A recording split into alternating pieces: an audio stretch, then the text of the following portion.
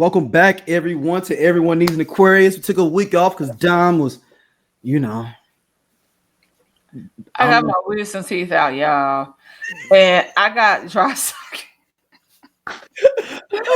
I made it all dramatic on YouTube. I made it all dramatic, like keep y'all prayers in. Listen, because I was going through it. Like, and you already knew it. So I went to the dentist last week and then they put like a gauze in there. It's just like, it was crazy. And I was like, okay, I really can't talk. And they just took the gauze thing out today. So I feel weird. And so I was like, I'm going to let you run this show. And that's it. So yeah, on top of being laid off, relationship drama. I was like, man, this is always happens all at once. Yeah, it's really the age of Aquarius. Yeah. So I was like, it's really, life is like, everything is revealing itself to me. It's also, if you believe in, like the Chinese culture, this is the year of the snake. So shedding. So you coming into your new skin. So yeah, sidebar. So yes, I'm good though. Like I me, I don't necessarily want to go back to a corporate life. So I'm out here free balling. Luckily, I have friends that, I was working for a friend part-time. They gave me some more work, and then my hairstylist is looking out. So like I really have people surrounding me, and it's also to be consistent, like wanting to pour into this podcast more and my podcast, and myself just in general. I would love to book a Crest commercial. You got to now after you I got to now. I'm like, somebody need to sign me to their agency. Crest. So that's it. So like I'm just doing that and just gonna figure it out. Like I'm just gonna figure it out. And the main thing is always, it's like, it's one thing to have I just really want my rent like cover. I'm about to look for a rental assistance program because I'm like, that'd be the thing. I ain't gonna cut that out in a minute. They talking about Trump trying to cut it out. I'm just sick of Donald Trump. Like, why you trying to get rid of like NPR and PBS? Like the fact that Elmo is writing letters and telling people that he got laid off. Like, why me and Elmo in the same boat? The fact that I know how, like, I'm a puppeteer and I can, could go call Sesame Street, be like, oh, are y'all hiring? If y'all didn't know that Don was a puppeteer at one point, for real. Yeah, for real. Her deep in her heart. And y'all, I can't even go to Sesame Street. So yeah, I'm gonna read the copy here real quick. This is Trump issued a late night executive order, and this was May 2nd. It looks like Thursday, aimed at stripping federal funding from NPR and PBS, accusing the public broadcasts of failing to offer a fair, accurate, or unbiased portrayal of current events. The order directs the Corporation for Public Broadcasting (CPB) to cancel existing direct funding to the maximum extent allowed by the law. So the executive move, which appears to stretch presidential authority, was met with swift pushback from both the CPB and the broadcasters. Paula Krieger, president and CEO of PBS, called it a blatantly unlawful executive order, while the CPB itself emphasized that it is not under the control of the executive branch. NPR senior vice president Heather Walls called the order an affront to the First Amendment, vowing to fight it in court. So they're going back and forth on that. So y'all people that love Tiny Desk, I know you may not be a puppeteer or care about Elmo and them, but if you love that Tiny Desk, that's cutting part of that budget too. Just let y'all know. Yep. So that definitely was sickening to me because, I think about the huge impact that PBS had on my life. And we didn't grow up with cable. My mom was like, I'm not paying for TV, blah, blah, blah, blah. Mm-hmm. And so I watched a lot of PBS, Arthur in the morning before school, because it would come on at 7:30, and then I watch Arthur after school. Sesame Street coming on at 8. Even Barney, like once because my sister is so much younger than us, So like we watched a lot of Barney in our house, having tapes and all of that. And I still, as my big 38-year-old self, I still watch Arthur because there's so many seasons that it was 20 something seasons of Arthur, and I'm still I never watched Arthur, but I understand and know what it is, but I never watched it. Nigga, it's so funny. No, I know. I'm aware of it and how funny it is. Yo, there's an episode Arthur had, and this is how you know Arthur black. So Arthur did all these chores, you know, his allowance, and he got these new Bionic Bunny sneakers, and Bionic Bunny is like equivalent to like Batman. Okay. And then they have like a version that's like it's Dark Bunny, you know, like it's so funny. So he went to the rich girl house. They playing like ping pong or something, and somebody made these green smoothies. Nigga, they hit the puck. I think whatever it was, it's playing some game. The ball or puck went into somebody's cup, and it spilled on Arthur's shoes. Oh, brand new shoes. So you know the nigga mad. Mm-hmm. I just bought these shoes, and then you know the fist. So you know that fist that come from Arthur. With a little fist. Yeah. PBS got hip to it. They done incorporated the fist again into the episode where he mad. So the animators they saw what the culture was feeling. Yes. And so now it's like Arthur got this anger problem. So everybody like kind of afraid to be around Arthur because they don't know how so it's like this whole thing. Arthur is so good. And sidebar, that episode, DW needed to get punched. He told her to leave his plane alone, which was a model plane, and she threw that motherfucker out the window. She needed to get punched. So, but you can't like this. It's stuff so important. Like, I just always. That's a conversation for offline. I don't want to cancel it. It's the public broadcast system. What are we doing now, man? What the fuck are we doing? Worried about the wrong thing. It's the wrong things.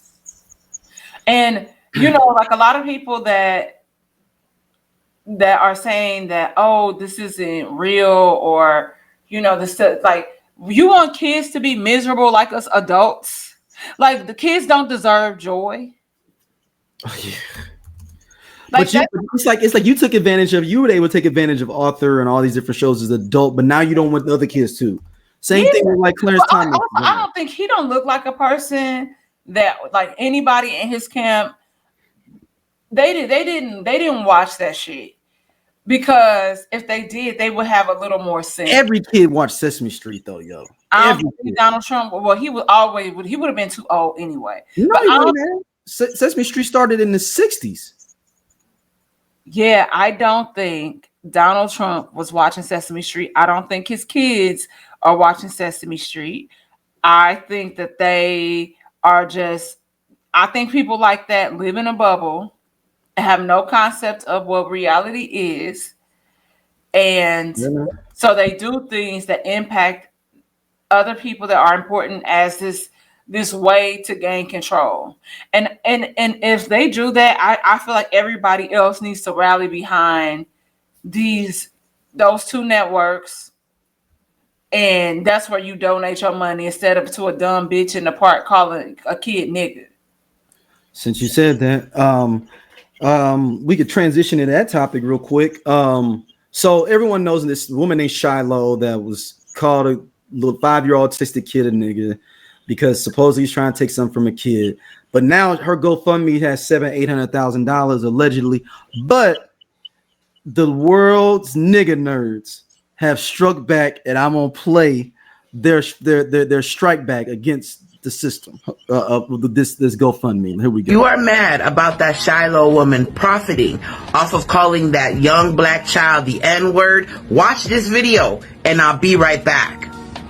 I started searching and trying to figure out how can I find this funding source. This is absolutely amazing, and we got to make sure to blow this creator up. So as we all know, Shiloh Hendrix has raised over $650,000. It's on her way to $1 million. GiveSendGo doesn't really care. People have tried to report it, doesn't matter. But this creator used her coding skills to dig into the HTML and JavaScript. They are not the bank. So I thought, like, we got to find a bank. Most banks, especially payment processors, they will cut that shit off with any type of doubt or controversy. They'll usually just cut it off, right? I went and I broke down the code on GiveSendGo's checkout page line for line, and there were keywords I wanted to look for, right? And I found the keyword block ink, right? That's familiar, right? And Block Inc. owns Square, which has very big policies against hate-filled and discriminatory fundraising. So Keandria, I hope I'm saying that right, launched a coordinated campaign to flood with complaints, crashing the support bot of Block Inc. and dropping the stock over 24.5% after it crashed. Coders started volunteering to join in and monitor the actual processing,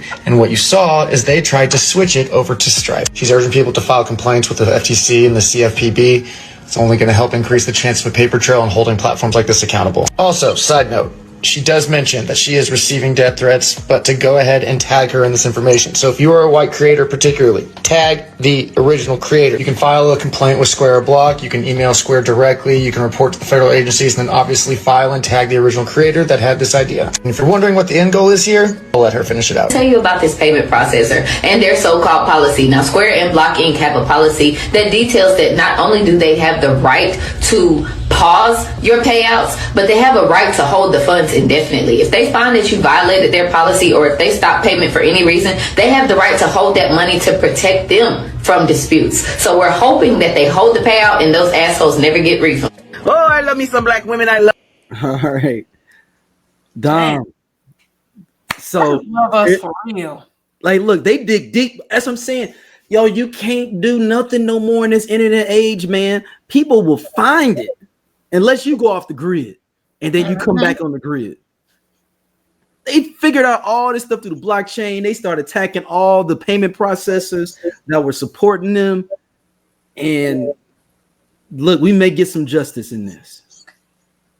And I don't understand why there was a GoFundMe even. Oh, I know it's a different. Yeah, but it was a black. What is it called? Blacklash from the GoFundMe for the brother Carmelo Anthony. But also, that's what they claim. That's what they're claiming. But also, again, y'all do this all the time. Every time somebody does something wrong, says something out of pocket, want to act a fool, y'all want to go and raise money for them. For what? What are y'all doing? And this don't be people like that donate money. These are people sitting in Cuba, Missouri. Mm-hmm. I mean, it was some. If you go on there and look before, it was some big money being donated on there. Like, I mean, obviously she got almost to $1 million. It was some big money being dropped. And people's dropping 10, 20 grand. Yeah, and it doesn't make sense. She was wrong. Mm-hmm. She was wrong. But that also, like I said, this speaks to look who's in office. Look what they're doing. You know, wanting the economy to crumble, trying to do all this stuff with stocks. And it's just at the end of the day got to end. And I'm just waiting for the revolution because I don't understand why you harassing and taunting a 5-year-old child. That's the. What if DOC never got into that car accident? What if Ice Cube didn't leave NWA? What if the game never leaves G-Unit? What if Teddy Riley never moves to Virginia? What if we got that J. Cole and Kendrick album? What if the RZA would have never had that flood? How would the hip-hop world sound today? Welcome to Hip Hop What Is, the podcast where we dive into the biggest what could have beens in hip-hop history. From iconic album delays to game-changing partnerships that never happened. We reimagine the culture we love and explore its alternative paths.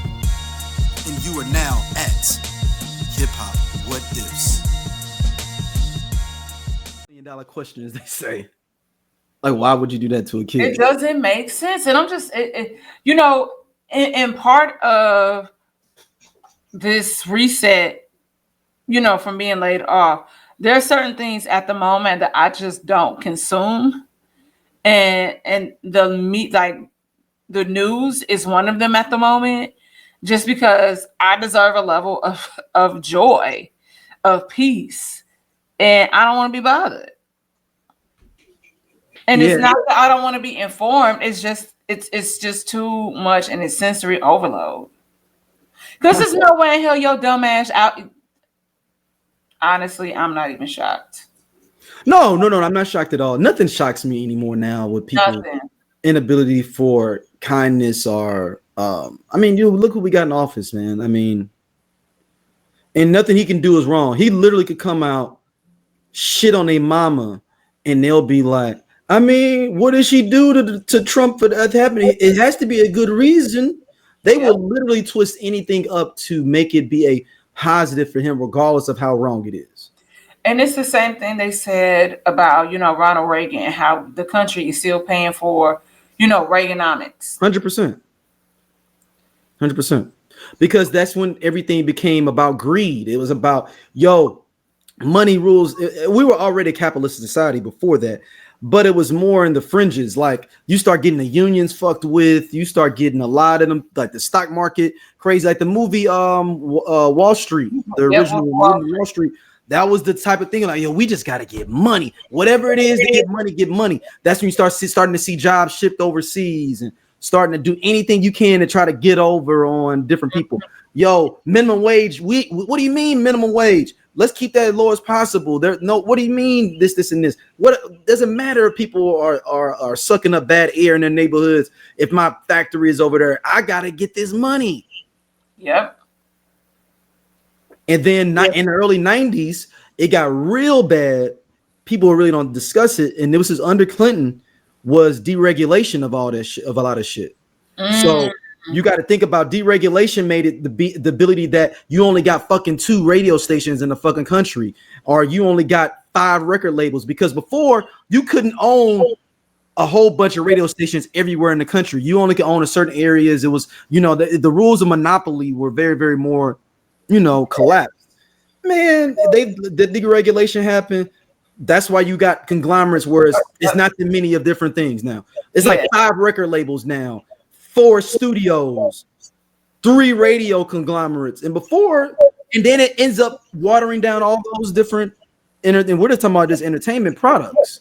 Let's not even get into like the gas and telecommunications, where Spectrum owns one half of the country, and then fucking AT&T. No, not AT&T.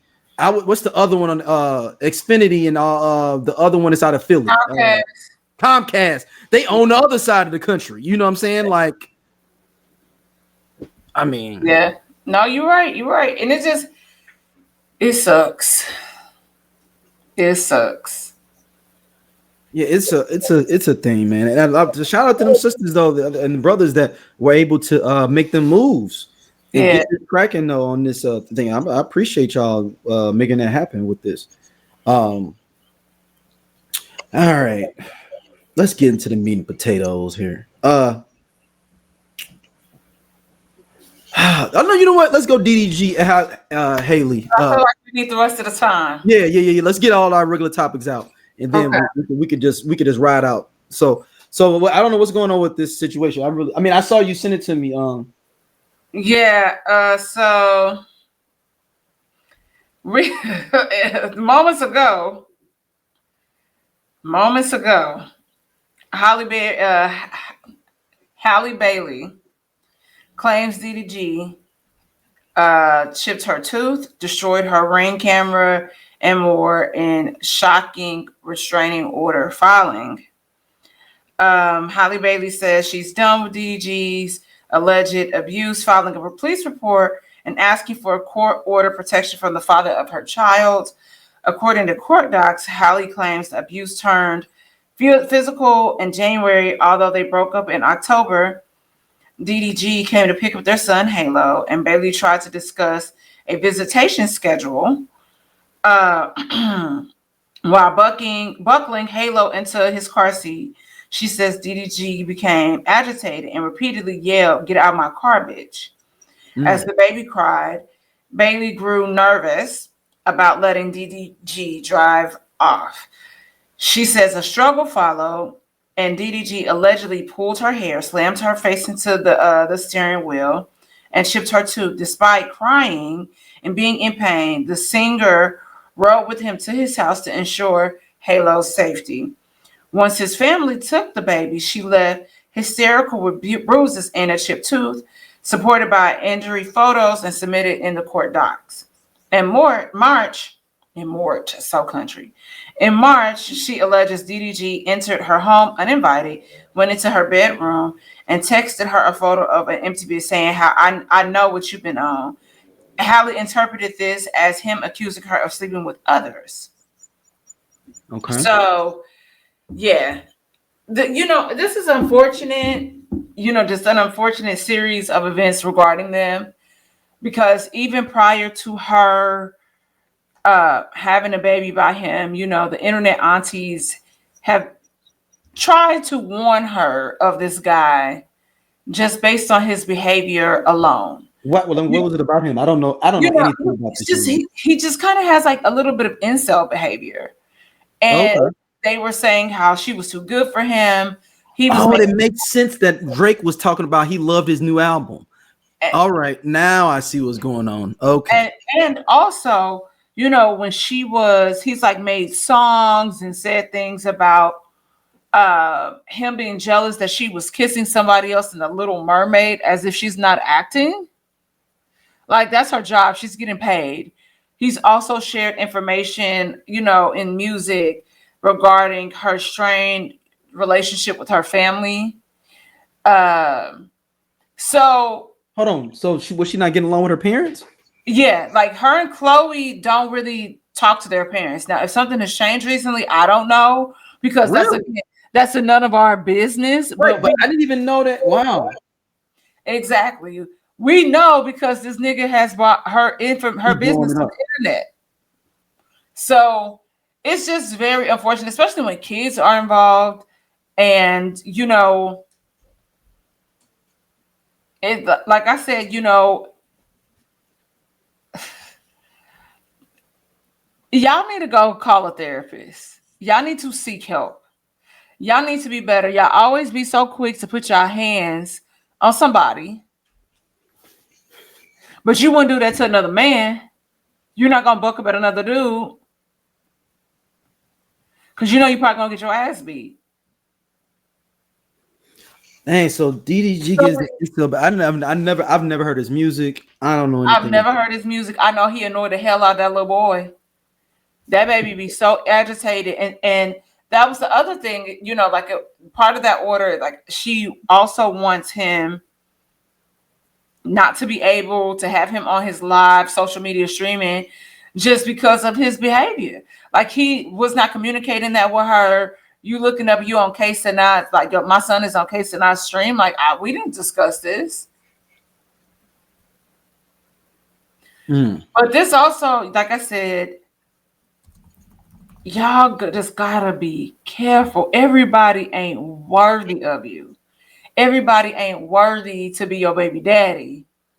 That was the thing that was the thing that caught me off guard with this, because honestly, I'm thinking that somebody like her, DG, and there's no disrespect to this brother by any means, because I don't know a damn thing about him.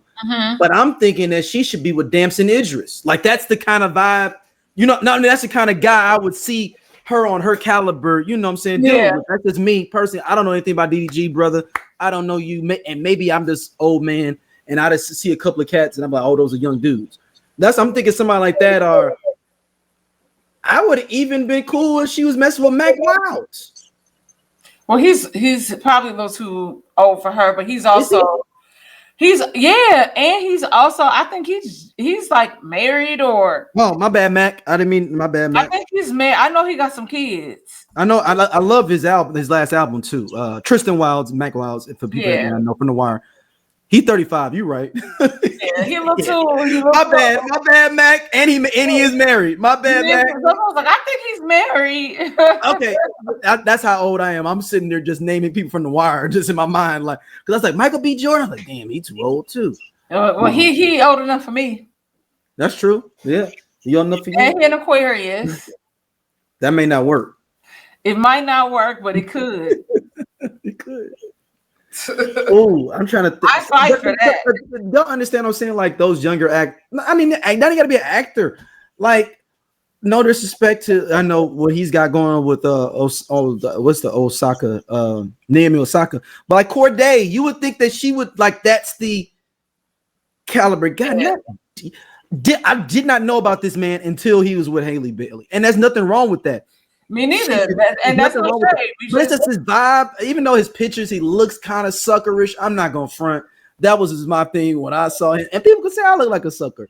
That's whatever it is. But I just always looked at him as like, maybe that's how I look when I was 25. Like, I don't know. No, you had a too big blazer. You got them right. Glasses on. You got them right. Lenses. Yep. You had your toilet hat. Yep. Yeah. Your looked like I was going to just come up a job interview. You did. That's how we looked. Yeah. That is how we looked. The business casual era of nightlife. Oh my God. And y'all, we were sweating our pressing curls out, our perms and all of that in that club. Oh man, what a time to be alive. I'm just thinking, man. I'm just somebody, brothers like that, man, are like John Boyega. Is he too old for her too? He too old for her? I feel like he in his 30s. Hold on. She might need somebody that old. Yeah, but look, y'all know me. Y'all know me. I love an old nigga. He 33. So that's more her steez. How many? How old is he? 5'9". I thought he was taller than that. He's not tall. I know that. He my height. What's because how old is Halle Bailey? 20, early 20s. Come on. What's going on with my computer? She's 25. Oh, she's mid 20s. Oh, she right on time for John Boyega. Yeah, she will be. Yeah. I'm just saying I don't want to be that guy being like, hey, like you should only be messing with some types of dudes. But I am saying that at the same time. I'm just saying. Somebody but I think he's with Tiana Taylor, that Aaron Perry dude all the people have been talking about. I think that's Tiana Taylor's new dude, right? Who is Aaron Perry? The one all the girls have been talking about. Oh, wait. Aaron Pierre, my bad. Oh, that's why I was like, who is Aaron Perry? Aaron Pierre, I'm sorry. The British brother. Yeah, because but I think he's a little older. So that makes sense for her to No, he's only 30. How does Tiana Taylor? Is she my age? Tiana Taylor's younger than me. Yeah, but she got to be about mid 30s. Yeah, Tiana. She's 34. Yeah, she's older than her. Yeah, that's why I was like, she's younger than me. So that makes sense. For her, Aaron Pierre would be more perfect for Haley. He's 30. She's 25. Or for Chloe even too, low key. Who? Aaron Pierre. I keep on calling him Aaron Pierre. Aaron Pierre. No, but what'd you say before? You said I said that's a perfect age for her because he's only 30. Yeah. And but that's the caliber. The whole thing is like she shouldn't be dealing with this, and not saying this because she would give with a brother like Aaron Perry or one of these other brothers that they wouldn't put her through drama. I did it, damn Aaron Pierre. I'm sorry, brother. I like your acting, man. You're gonna be in the new Green Lantern too, man. John Stewart and Green Lantern. I'm messing with you. I apologize. And he was like, I keep saying it wrong. Yeah, Aaron Pierre, Perry. And I was like, but that's why like. But and like I said, we'll talk about somebody else that just because they established person, that doesn't mean that they're going to treat you correctly either. So I'm not going to say that either. I'm just saying the caliber of person because maybe he couldn't understand or be able to accept that the dopeness she was on is from what I've been reading in the tea leaves from people is that she been shining and he DDG. She been famous for a minute. And he DDG. I didn't know who the fuck he was. I don't even know what that means. Like, what does that stand for? I don't even know what his music sounds like. It's some people, like I said, I think. And I'm not trying to hate on that young brother. He can come out here and knock socks off and do whatever. But you got to be the type of dude. Like, who's gangster with their stuff? ASAP Rocky. He let Riri do her thing. Riri be the star. And he's able to do that. But like I said, we talked about ASAP before. I was like, hey, you got to let that nigga shit go. No. He has. But he also, but I'm talking about when it comes to the relationship with his lady.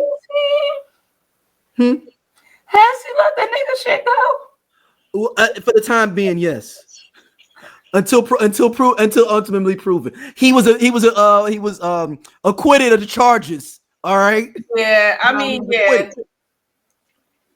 And on the board at the Met this year, which unfortunately I was down and couldn't talk about last week. So y'all take your time and go look at the images and stuff from the Met. But like I think about that, like if dating and getting back out there and like, like what person, because I ain't getting on no app. Y'all ain't never been on app type of bitch. I got on an app, like that was when Soul Swipe first came out. What is that? It's a dating app. Okay. I lasted maybe 18 hours, and I was like, damn. Why? What was the problem? What was the problem? I don't like that. I just like human interaction. I crave human interaction. So if I'm meeting somebody, I don't want to go on a weird, awkward app date or whatever. And I know people have success. I was on Black People Meet and then met a white dude who looked like Bradley Cooper. And I'm like, this is weird. I don't like this either. And got off of that. So I don't know. If you was going to set me up with somebody, who would you make me go out with? Ooh, like once my friends? Or are you talking about like? No, my friends. Because I already know where you're going. Oh yeah. Well, okay. So if it were a friend, I'm tall. Yep. There's certain things I require in my partner, and my personality. Yeah. You've set me up with somebody, or they could be a celebrity. Okay, I can tell you the type of dude it could be. How about that? Okay. All right, dude got to be. I mean, he's gonna have to be at least 6 foot, 6'1", because you tall too. So at the minimum, and that's no disrespect to the was it the Short Kings? But 5'6", 5'7" ain't gonna pop, and that's just what it is. And he might be amazing at 5'6", 5'7". I don't know. He gon' now. You may not like what I think you need. Is different than what you would want, though. Is okay. Continue. You have the floor. I think you need a Midwest or a Southern dude, man. What's wrong with that? No, I'm saying because they're not. You're in LA. I'm saying they're not going like you're gonna be somebody that's gonna be like, yo, I'm chilling. Like it's not. They not can't be on the scene like that. You know what I'm saying? I like that. You know what I'm saying? Because you need a dude that's a regular architect that went to Morehouse, then went to graduate school at Rice University in Houston, and he just live in H-Town. He doing well for himself, just chilling. No, let's not say H-Town, because that's a lot of shit going on there. He lives in Denver, and he just doing his thing, at architectural firm, and he'll kick it and do everything, but he trying to build the architectural firm, and he gonna be low key. He'll pop out with you every now and then, but he ain't gonna be out on the scene. He ain't. He ain't gonna be fly like that, and he ain't gonna. When you say he's not gonna be fly like that, no, I'm not saying no. He's not gonna be jiggy like that. No, he need to have a level of style. He does have a level of style, but he ain't gonna be fucking. I'm trying to think. I don't need Amiri jeans with splatter paint or nothing like that. Yeah, he ain't gonna know all the new fashions. No, as long as he has style, that's cool. You don't have to be. Yeah, it may be his own style though. Now it may be his own style. He may be dressing like Jonathan Majors in the 20s. No, I'm not doing that. I'm playing. Let me be serious. I don't need him to look like he just walked out of fucking Sinners. Okay. Yeah. No. Let me be serious. He gonna be a regular dude. He gonna he's gonna make sure you straight or whatnot, but he may not be doing the crazy flashy stuff for you though. That's okay. But I'm saying, but LA gives you that vibe, and I'm not saying that you got sucked in that, but I'm saying that anyone could get sucked into that of like, I get it. Like, I don't know how dudes get mad at some women or even vice versa, where like if you getting it and you getting used to getting your way this type of way, you have to consciously decide to be different and constantly move to another way. I can't tell you what if you've been used to this certain type of treatment. I can't tell you no shit. Now, if you want to change it up and you want something different, or you have realized your values have changed a little bit in the way you want to move, that's fine. But I can't tell you if you used to this lifestyle living. I can't tell you that's not what you should fucking have. Right. I can't tell you that. So I'm not gonna argue with you. I can't argue with you. But I'm thinking if you get a regular brother as an architect, a regular dude is doing his thing, it'll be better for you overall. I dated an architect, and I was like, God, you can't dress. That's not why I dumped him, though, y'all.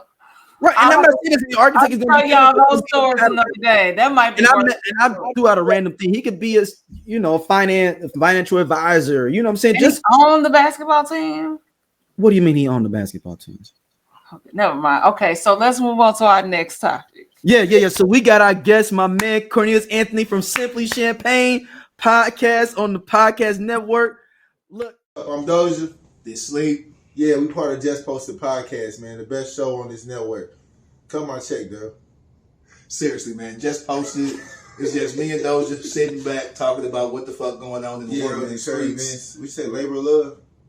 He said labor of love. I didn't say that shit. Shout out to, you know what I'm saying, everybody coming to watch, though, man. We really appreciate y'all. Holla at y'all later. Hey, man, this nigga just tall for no reason. I'm gone. And he do regular jobs. Don't forget that.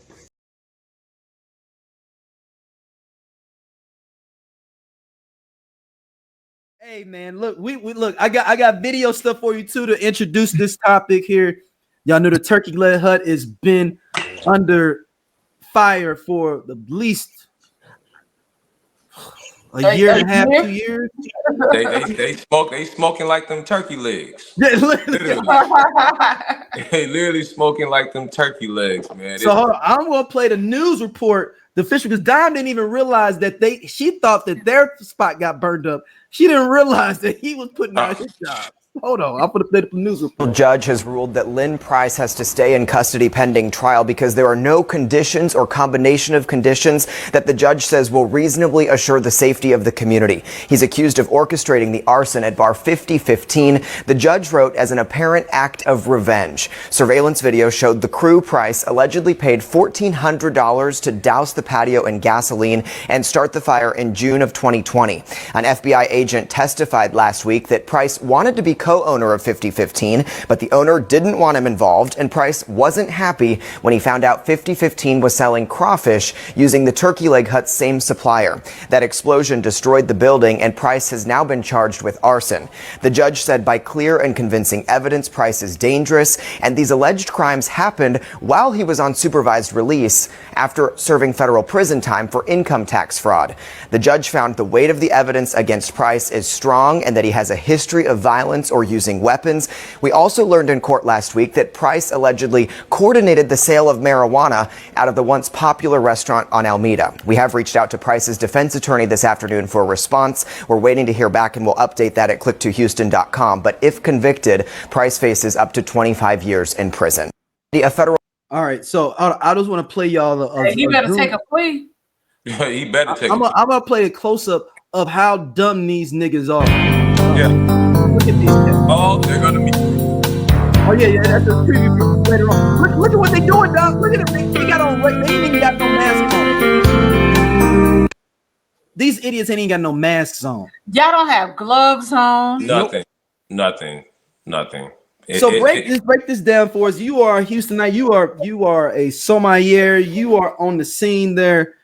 Break this down for us, man. All right, so Turkey Leg Hut, which has grown in popularity literally since around 2015. It started out with Lynn Price, who is the husband, and Nakia Holmes, who is formerly Nakia Price, who is the wife, or whatnot. They started as a food truck at the Houston Rodeo. If you know anything about the rodeos, Houston Rodeo is kind of like the biggest rodeo kind of in the country, that goes on between February and March.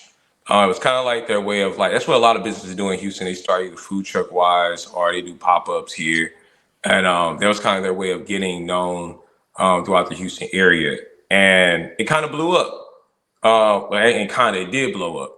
But during that time, Lynn actually went to jail for bank fraud or whatnot. He went to jail for bank fraud. And so Nakia was kind of the one who got them into, Nakia was actually the one who got them into the brick and mortar spot off Alameda.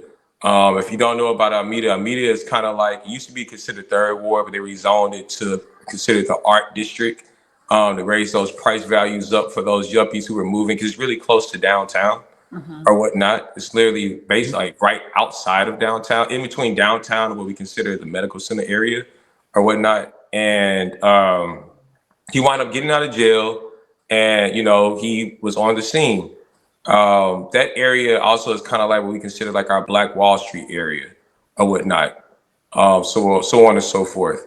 And when they talk about 5015 actually was a bar before Steve Rogers, who are they talking about, the person that was supposed to be the partner.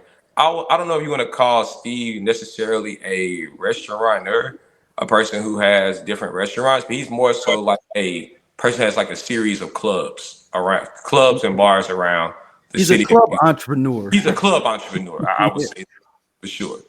And business went bad.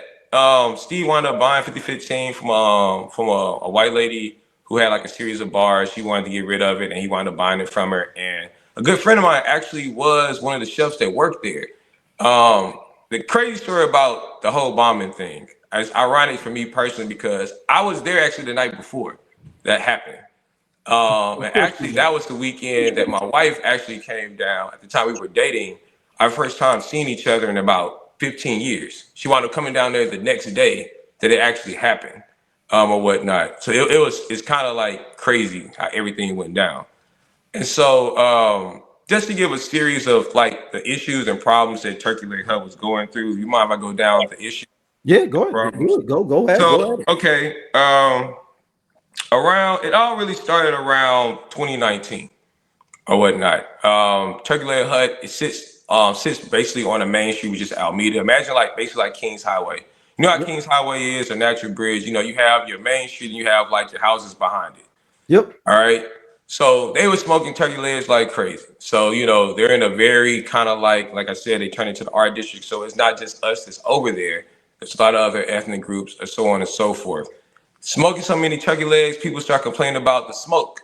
People coming outside saying like, hey, we come outside our house, it smells like smoke all the time. They're like, okay, we gonna fix that issue.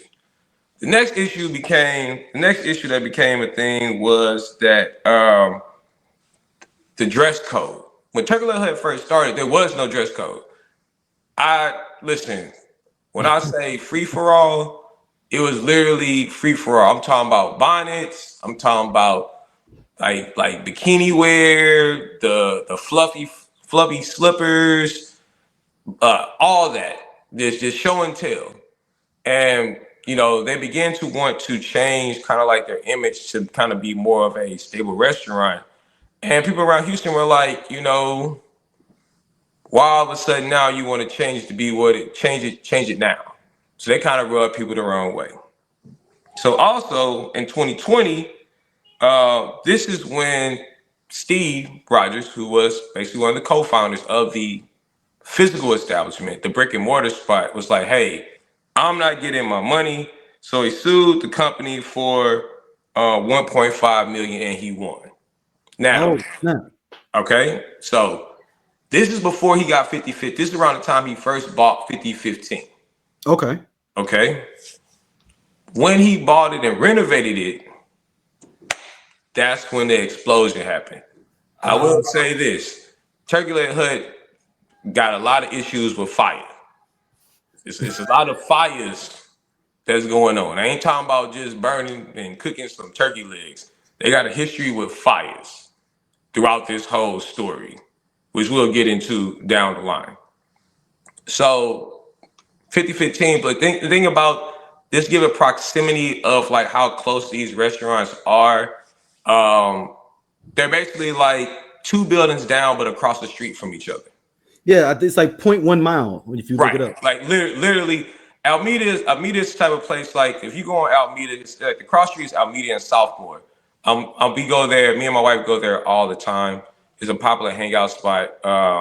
You have 5015 on one side. Across the street there, you have Faces, which is a very popular historic spot that people have been going to Next to that is a very popular African-American mortuary that's been there in the Third Ward area for a long time. And then next to that is the Turkey Leg Hut. Okay, so what was supposed to be, because Turkey Leg Hut was trying to expand. They had Turkey Leg Hut, and they was trying to expand to Daiquiri Hut. So it's kind of like Daiquiri Hut. It's a parking lot, small space was supposed to be Daiquiri Hut. Then it's the Turkey Leg Hut. When you go past Turkey Leg Hut in its prime time, man, you would see like slabs, old school cars, like the bikes, all that type of thing. And it was like, I'm talking about the line was down the street, literally down the street. It became like a destination spot. Houston has a lot of destination places that people love to go to, such as like the Breakfast Club or whatnot. It's probably like the #1 African-American breakfast spot, destination spot that people go to when they come to Houston is that or whatnot. So after that happened, we get to 22-23. The judge orders him to pay Steve Rogers $900,000. He's pissed off. You know, this is what it is. But things are going on internally in Turkey Leg Hut. He's been, again, these are all accusations. Let me just say it up front. These are not things allegedly, these are things that were going on in the business. He got caught sleeping with workers in the bathroom. He was slapping workers around. His wife was not innocent. You know, she wasn't sleeping with workers, but she was getting in confrontation with workers because of the things she's seen. There have been stories that's been told, allegedly, that she has caught him messing with workers when she comes up there, and fights have broken out between her and workers. There's been issues of them not paying workers. That's something that kind of came along. That's been going on for a minute. It's 2025. That's been going on since about 2021 or 2022. So around 2023, man, Nakia decides she wants a divorce. She wants to leave. She doesn't want to do this anymore, and they decide they want to go their separate ways. To show you how a type brother he is. He wants to claim fame, but the thing about it is that in Texas, if you are a felon, you can't hold a license. You can't hold a liquor license. I think that's probably across the board, ain't it? Yeah, I think that I don't know. Yeah, I think that's pretty much across the board. Probably almost every state. So what he decides to do is that, okay, since I can't basically be a part of Turkey Leg Hut, I'm gonna sit up shop across the street and I'm gonna start Oyster Hut. Literally across the street. Literally. Damn. Literally across the street. So let me tell you about Oyster Hut. He starts Oyster Hut with a family from Louisiana. I think hold me correct, I think they're from Louisiana. And he basically took their recipes. Then they sue him for stealing their recipes and not giving them kickback for, helping him get it up and going. Oyster Hut, exactly. So then 2025 comes around, and here we are, and hey man, like Kanye say, man, when it all falls down, and these young brothers, young brothers, I don't know how many times, I don't want to call them YNs, they're a little bit above the age of YN. They kind of in between the YN and the Unk age. Yeah, I was like, a lot of them is unks. Yeah, a lot of these are unks.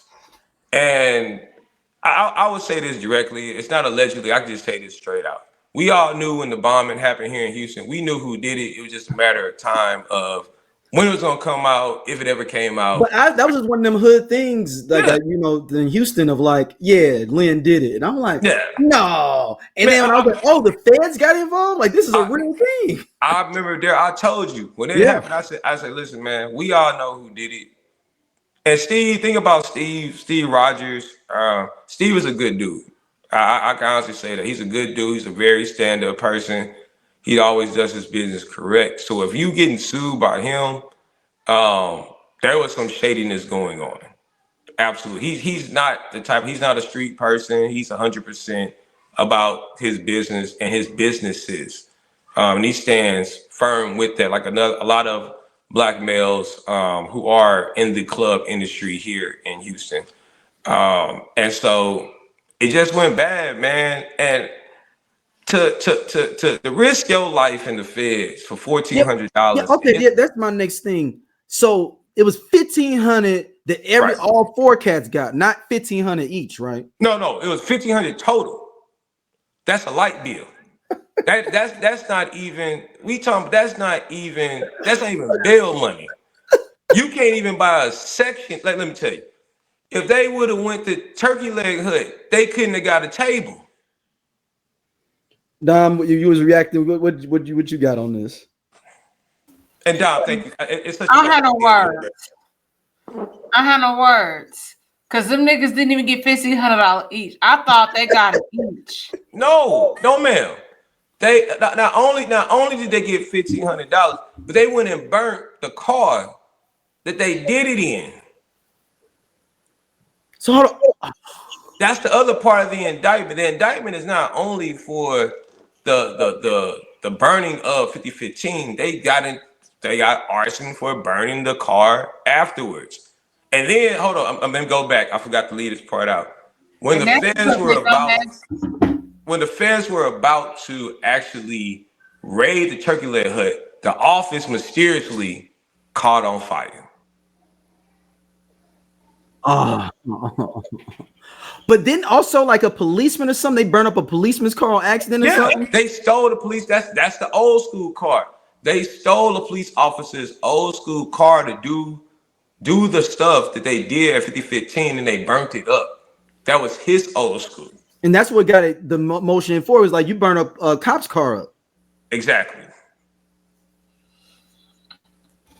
This is a Tubi movie. I can't wait. I hope somebody from Detroit picked this up. This is gonna be great. Them Houston boys need to do this. The Houston got some couple of cats down there doing anything. Houston need to take this on. And I don't need no Tubi. I need this to be a This need to be one of them Netflix series, yo. Man, it's kind of like, you know, the vibe down here is kind of like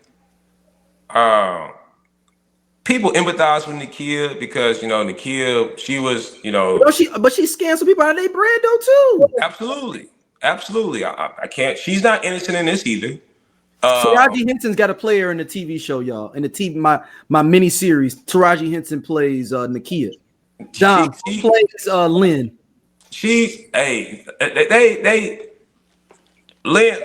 I will say this: Lynn is not Suge Knight. I've seen on plenty YouTube things that he was like the Houston Suge Knight. He is not the Houston Suge Knight at all. Okay, let me think. He's not that. He's not that person. Is he a person that is big in stature that will fight you?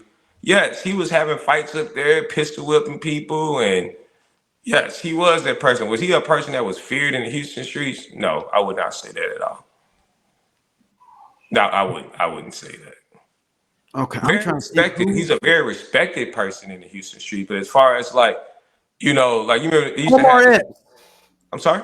What about Omar Epps to play Lynn? No, he's too small. He's too small. Okay. He's too small. You gotta get somebody like my man. Like he really likes Suge Knight side. He's a big dude. He's not. Oh, what about my boy from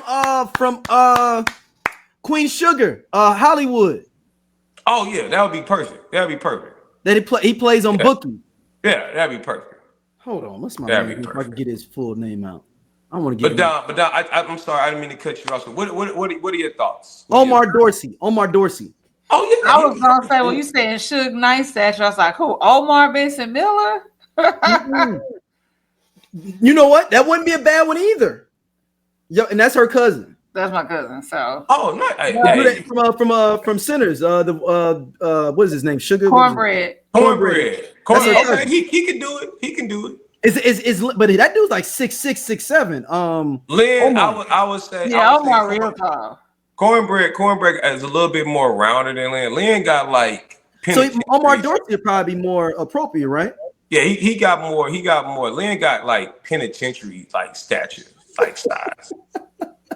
he got that penitentiary. No, penitentiary. You got that. You know. Because Are you from St. Louis too, Yes, originally? Yes, ma'am. St. Louis niggas is the only people that walk around saying penitentiary. Yeah, Don't nobody else do that. Yeah, that penitentiary. Don't nobody else do that. Yeah.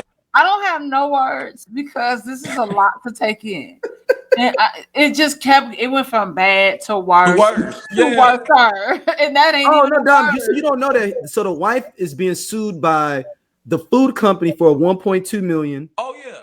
The I Only Listen to 90s Music podcast is a show for 80s babies who were 90s kids. If you were a No Limit soldier, then this is your show. If you believe that Cash Money is not an army but was a Navy, this is the show for you. If you and your friends ever tried to sing a song written by Escape, In Vogue, Shy, or Voiced Men at a talent show during middle school, this is your show. The I Only Listen to 90s Music podcast is a bunch of 80s babies talking about all the songs and things that we loved when we were kids and teenagers. So if you went to the skating rink and you were at a lock-in, this is the show for you. If you think that Tevin Campbell was the original Prince of R&B, this is the show for you. If you don't understand the conflict between Monica and Brandy, but you're kind of on Monica's side and understand why Brandy got punched, this is the show for you. Make sure that you tune in, subscribe, click the little subscribe link. We're here. We're going to talk about all things 90s music. This is the show for you. Oh yeah. The wife owes like 4 or 5 don't she owe like back payments? Friends too, like people she took money from too. Yeah. For like another $500,000-$600,000. Yeah, so I didn't even get it. So let me get into the wife. Let me get into Nakia. They went to, oh my God, I gotta find his name. Houston gospel artist. Oh my God, hold on. Yeah. I forgot his name. Yes. What's my man's name? Hold on, I'll bring it for you. So let me tell you. She went to them to ask them to invest in Turkey.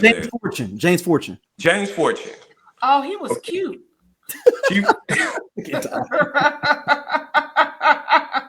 I'm not gonna play with you. She's like, he was cute.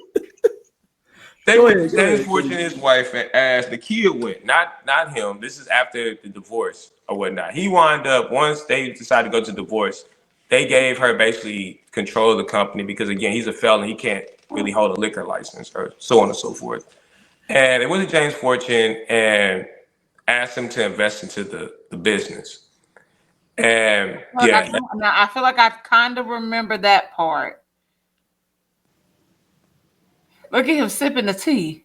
It was so good. It just went bad. She started ignoring their calls.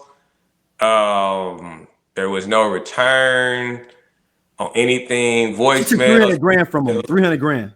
Yeah. She just disappeared, basically. Just disappeared. And it was on the news. You can pull it up. Yeah. ABC 13, James Fortune and wife talk about, how Nakia Price, her homes, and she goes by. And I'll shout out to the kid. She is from Chicago. She is from the Midwest. Okay, but wait. Okay, so while we here. Yes, ma'am. So is she really that great of a business person? Exactly, because the math doesn't match. The math ain't mathing. And yeah, so also, as a whole, like I know you said that kind of they became like a big thing in like 2015, right? And with restaurants, it takes like a couple years for you to even turn a profit. Absolutely. So this is the point where they should be turning a profit, and them niggas is like, we ain't seeing the revenue because I don't know if they driving Bentleys. Niggas like to be flashy and go get to Gucci and Balenciaga. But I'm wondering, like, they're like, okay, we've overspent. Hold on, Dom. So now we gotta, because look at this face. I got something that's gonna blow you out the chair. Why you burn that man shit down? Hold on, Dom. I got something that's gonna blow you out the chair. Let me tell you why they weren't worried about money. They were selling turkey leg hut weed bags. With the turkey leg hut emblem on it. Hold on, like it's blue magic? Like blue magic. This is like Coca-Cola. This is a name. They branded it. I stand on this. Yes, sir. That's in the transcript. That was told at the hearing. They were selling the dude, one of the people who did the arson said he was getting weed from high grade weed from California and leaving it in the trunk in one of the trucks on Turkey Leg Hut's property, and they were selling Turkey Leg Hut weed bags. That's why them niggas. I see. That's probably why they kept selling them turkey legs, because everybody getting high. I mean, if you high, you getting high grade weed from California. I'm gonna want a turkey leg with some stuffed dirty rice too. I mean, you getting the Turkey Leg Hut special, and you getting the special. Everybody get high. I really hate niggas. I'm telling you, I really hate niggas. This is why we can't get loans now, because you give us the money and we go and do this. I'm telling you, this is wild. I'm telling you, this is a Tubi movie, bro. I feel you, but this ain't even BET Plus. No, this got to. I need somebody like Antoine Fuqua to do this or something, man. Like this. Look, the cast. I got. Oh man, let me cast this mug, man. For me, it's like this. How do you sit down at home and be like, listen, we finna sell weed, and we gonna put our logo on it. It's gonna be the Turkey Leg. That's what. 3.5. And it's illegal in Texas to sell marijuana, y'all. Texas will never have marijuana. Yes, exactly. Why are you selling weed out of your establishment? As an entrepreneur, one of the greatest lessons I've learned is that your business is kind of like a fresh cup of milk. It's pure, it's innocent. The moment you taint it, it's tainted forever. So why? They had a perfect system. Like literally, they had food trucks. They still had the turkey leg food trucks. They had 2 turkey leg food trucks. They had the brick and mortar spot. They were doing things in the community. That's one thing I cannot take away from them. They were active in the community. They were active with doing things with HPD. They were doing active things with the city of Houston. They were very, very active in the community. And the bottom just fell out. Like literally, the bottom fell out. After that very hearing that you showed earlier about Lynn not being able to get out because they feel like he is a threat to the community. Lynn's not a threat to the community. But I don't know. You going around blowing up shit. I mean, yeah, that nigga don't need to have no matches or lighters or gasoline. That nigga nowhere by a gas station at all. But they showed a video, you can probably find it. They towed like 40 vehicles from his house.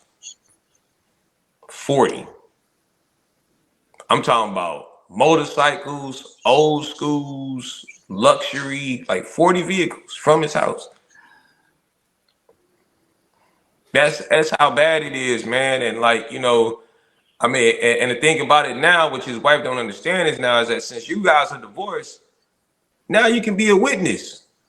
You a witness now. Oh shit! I ain't even think about that. You're right. Because if y'all still married, they're not gonna ask the wife to testify against the husband. Now since y'all divorced, she gonna get on. They gonna force. She gonna get that subpoena. It's coming.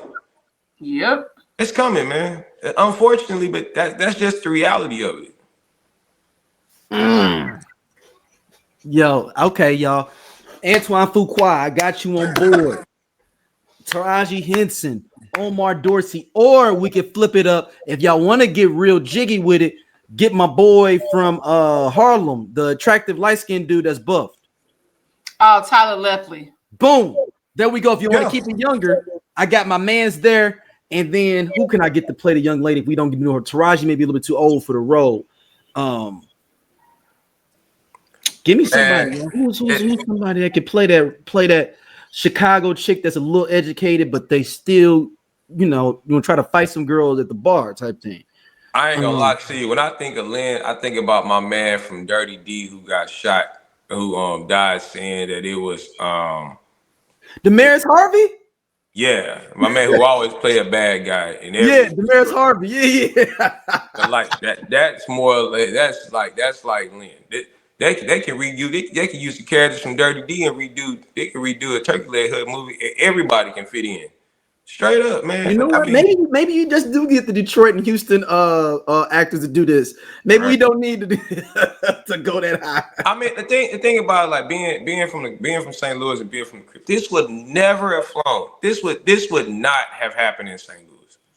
Yes, it would have. Not this bad. It wouldn't have went this. But it might have happened sooner. Like the spot might not have been in business as long. Right. As the Turkey Leg. It sounds like some St. Louis shit. That's why this is funny. It does. Okay. I didn't want to put that Listen. We have to be real about our city. We're realists on this podcast. Damn, I didn't want to put that on the crib. But I'm the realist. You're right. Girl is the delusional one. You're right. Right. This definitely would go down in St. Louis. And we would laugh. We would laugh. We would sit there and laugh and be like, I know your aunties and stuff. Be like, bro, your nephew is tripping. He's tripping. At church. I mean, I don't know if it would have been as lucrative though here in St. Louis though. Like, I think Houston gave it the ability to be more lucrative than it would be here in St. Louis. One word or two words, Red. Well, Red, the barbecue man. Oh, Reds. Yeah, Reds. All right, Cornelius, let everybody know where they can check your stuff you got going on, because he's one of the only black champagne sommeliers in the country. He's got his own champagne coming out soon. He got a podcast on our network, Simply Champagne, as well. You tell them everything you need to know for people to know. Well, I mean, I'm actually about to launch. I'm actually about to be the first African American champagne importer in the world. So we got our first load coming in probably July. I just talked to the importer today. Just trying to time it properly. It's slow wine season. Summer months is kind of slow. So we're timing it properly. But yeah, you catch me I am on Instagram, champagne_master, simply champagne with an underscore at the end. And just reach out. Any champagne suggestions. I do events, I do travel, anything that you need, let me know and I'm here for you. Also, I love suits. So anybody out there looking for somebody to be model for some suits, hey man, I got you. You see the background. You sound like Dom now. It's only half the class. But no, I got you. And so, yes, I'm always down. Always love to tell my story. Daryl will tell you, I have a very interesting and great story. And, I'm very happy to be a part of the SOLC Network. And it is such an honor and pleasure to be in front of these two great people who I cherish and love so very, very much. And I cannot wait to meet Dawn in person and give her a biggest hug. I've been telling her I give her the biggest hug. Apparently I give really good hugs. Oh, I appreciate that. Hey, look. I'm just saying, man, that we're gonna have to bring you back on to tell your story at one point about how you became a champagne sommelier. Being from the north side of St. Louis. Yeah, there's another one from St. Louis. Like, did you have to meet? Who else? He's out here in LA. His name is Devin Reed. Oh, absolutely. Yeah. So Devin Reed. Yeah. So Devin Reed, and then he's the only one in Texas. My bad. He's the only black. Oh no, it ain't that many of them. Period. No. So that's really the thing. You remember there was a movie about that. Yeah. Cork. Yeah. Cork. Yeah. So like that's true. Like it's like 4%, 5% that are black. I will say this, Dom. If you have a chance, I don't know how your schedule works. I know you're a very busy person. Robert Glasper. I got laid off. No, Dom. I got all the time in the world. I got laid off. What you gonna tell me? Dom. Okay. Well, why you say it like that, Dom? That job lost me. I ain't lose that job. Absolutely. They lost a great person. I ain't like them people. I was saying that Robert Glasper always does a blues and wine festival. I know. And it's so funny. My cousin actually used to be Robert Glasper's assistant. So when I was in Paris, we went to go see him and Mos Def perform. Hell yeah. So yeah, I was trying to think if I was gonna go to Blue Note, but I didn't have getting laid off in my plans. So yeah, I do want to go, even if it's just for a day. Well, I need to get with you anyway on some PR stuff, but I would definitely be there next year. So okay, and I would love both of you guys to be a part, and we can do something for you guys to be out there. It's a total vibe. When I say a vibe, it is a total vibe, and it's the true essence of, like, to me, it's like a family reunion. It literally is like a wine family reunion. So I love that. it's a total vibe. But yes, please check me out. And anybody have any questions or anything, please reach out. And I'm always open. Daryl will tell you this thing. I don't know if this brother even go to sleep, because I always text right back. I'm not a person that texts back hours later. I'll be like, I got you right now. What you need? You know, that's how I roll. I will text you and go to sleep. That is fair. Thank you, man, Cornelius, man. I appreciate you coming on. Thank you so much. That was absolutely fun. You guys have a blessed evening. Hey, it's always Southside still holding. No. Okay, well, I'm sorry. I'm from the Dub, man, so I can't say that. So I'm from St. Louis, but I live on the South Side of Houston. So absolutely. No. Come on, you got to give me some love. I gave you something. Enough. I did. You did. I'll take it. I'll take it. I'm done with y'all, man. Y'all have a great night, man. Bye. Podcast, we definitely discuss healing. We discuss aspects of psychology. We discuss, like, you becoming the best you, mental wellness, for sure, health, femininity, parenthood, dating, definitely dating, single parents. And it's from a lens of two psychologists, Yeah. So, but also two people who grew up like with both parents, married parents, and then, like, you all know that Chloe and I are the youngest of our crews, like her siblings and my siblings. So yeah, so it's from that perspective. Yeah, looking at life through that lens. Yeah. So you're gonna get a whole lot of things from us.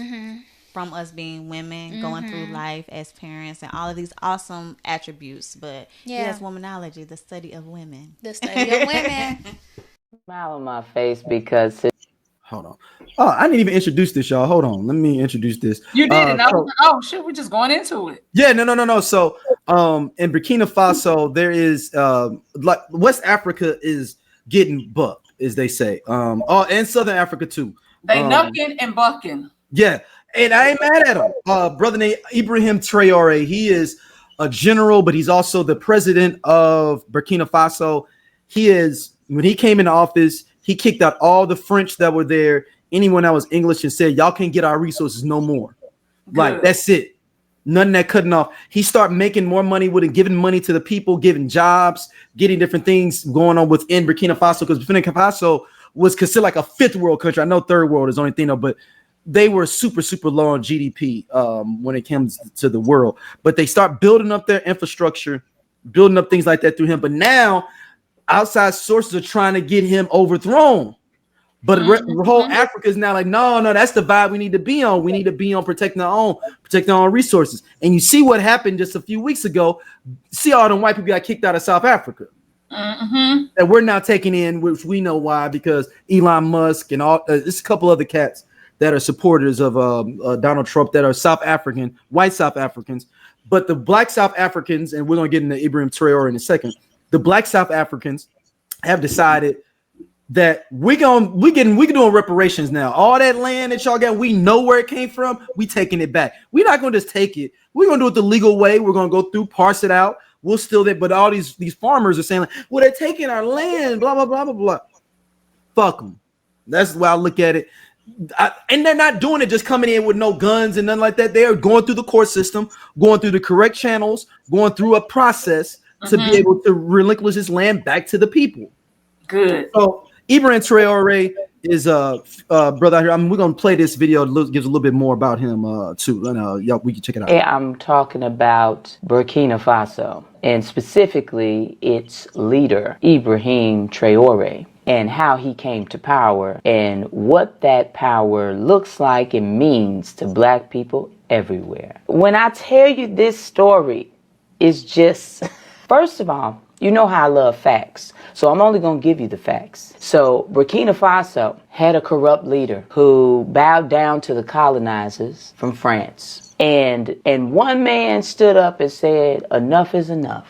And his name was Ibrahim Traore. And he initiated a coup in September of 2022. Now, this is how you know that you're involved in a revolution. When your leader steps up and the first order of business is to kick out all colonizers. The man on day one said, France, get out. Don't take nothing. Don't look around for nothing. Get out right now. So once that occurred, now you got the whole world's attention, right? Because now all the colonizers are looking around like, wait a minute. You can't do this. See, this is how they do. They come into your country and they tell you, we're going to give you aid. We're going to help your people. We're going to help feed your people and clothe your people and house your people. And we're going to protect you from terrorists. We're going to save the day for you. And all you have to do in return is give up all your resources, all your natural resources, give them to us so we can become billionaires and you can live in poverty. But in that poverty, we'll help you out sometimes. This is a scam. It doesn't work for the people. It never will. Traore knows this. So then his next order of business is to make sure his economy is strong without the colonizers. So they start their first gold refinery, which will produce profit and employment for his people. He also starts to push the importance of education because you know that you need your people to be fully educated to understand what needs to happen next. He's also building roads and infrastructure, which is producing more jobs and opportunity for his people. He's also starting manufacturing, more opportunity and more economic stability for his people, proving to the world now that if black people united, okay. Burkina Faso is the example of the revolution that we all desire as black folks. So then Trump, the chump, gets involved, of course, because he mad. Because see, what you can't do is show a clear example of the power of black people when they unite. We got to get this wrapped up. You got to get this man out of here. He's got to be taken out. So they put a plan together, but the plan falls through. And the people of Burkina Faso find out they tried to take out their leader again. And they get out in them streets and they say proudly and loudly, hands off. They are protecting their leader. They are protecting their future. And they're doing it together, proving that black unity is possible. People will say, what about this deal he made with Russia? I mean, aren't Russia the bad guys? Listen, I don't want to hurt your feelings, but you need to hear something. And you need to hear it very clearly. When it comes to colonizers, there are no good guys. You understand? For black people in this world, there are no good guys to do business with other than each other. So America is not the good guy. Europeans are not the good guy. China is not the good guy. They're all colonizers. You can't be the good guy and be a colonizer. You understand? However, you can't avoid doing deals with these people because that's how the global market works. However, you don't have to be involved in a deal that doesn't benefit your people. The deal that Burkina Faso had with France did not benefit the people. The deal Burkina Faso has with Russia is it's a transaction. Neither France nor Russia is the good guy. There's no good guy, right? This is not a movie. Think about who made all the war movies that made them look like the good guy, huh? Yeah. So I don't want to hear about deals with Russia or France or China or the U.S. Ain't none of them good. And the longer we allow these same groups of colonizers to divide us over colorism, over sexism, over religion, over sexual orientation, over what we call ourselves. Look at all the black people that get upset if you call them black. I'm not black. I'm African American. I'm not black. I'm Nigerian. Black is not a color. It is associated with our power, the Black Power movement. It is a name we took over and redefined for ourselves and associated with power, Black power. So yes, I am a Black African because my motivation is for Black power, is for Black liberation, is for Black revolution, for my culture and my people. But if you can even let a name divide you from your people, you are lost. You're lost. Only together will we see our Black liberation. Only together. For those of you who can make it to Chicago June 7th, I will. All right. This is from Melody Angel Vids. I want y'all to go check her out. We normally don't play these long clips, but the sister was just dropping jewels and speaking truth to power, and I wanted to get out there because this is the mind state that we need to have, and we can still work within the system. And like, we don't have to say we only deal with Black people, but we also can't think that there's no good guys and bad guys. Exactly what she said when she was like, it's just a business deal. It's a business deal. All this shit is a business deal. So we don't have any quote unquote, we may have some allies, but in general we don't. You know, we may have some here and there, but shout out to that sister, man. Make sure y'all go check her out for sure. But Ibrahim Traore, man, like, he's starting a movement, man. And I want to see where this goes. Because Africa's resources have been taken away for way too long. And I mean, you got the whole idea, the whole diamond industry is built off of African, children getting their hands cut off in the Sierra Leone and it's just a long time of atrocities. I know some people always try to talk about, America with our Atlantic slave trade, which was fucked up. But as the great Mos Def said, there's world nigger law. And as much stuff they did down there in Africa and stayed down there. Look at how South Africa was 20%, 5 to 7, I think 5 to 10% white, but they own 70% of the wealth. The fuck? I mean, that's dope. And like I said, definitely eyes on it to see how this, goes forward, if this starts a trend. Because a lot of them are tired of that. And then it's just like, y'all take everything, y'all have all of this stuff in these museums all over the country. Like, y'all took, all over the world. Like, that stuff wasn't borrowed. Y'all came in and took it. So just that scene in Black Panther. And was like, actually, no, this is where this comes from, and y'all stole it. And that's been life. And I know, I think it's people are just tired. So we're about to see this uprising that happens even here in this country. Oh yeah, well, Dom, we gonna get ready to get on out here. Look, for y'all that we are don't talk about Diddy, y'all. Don't worry, it's coming. But just make sure we'll have the audio up for you. We're gonna do a live. By the time y'all get this, y'all won't be able to be there for the live, but it's whatever.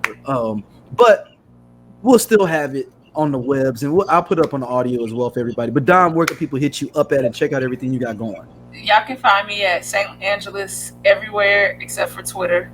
You gave up on Twitter?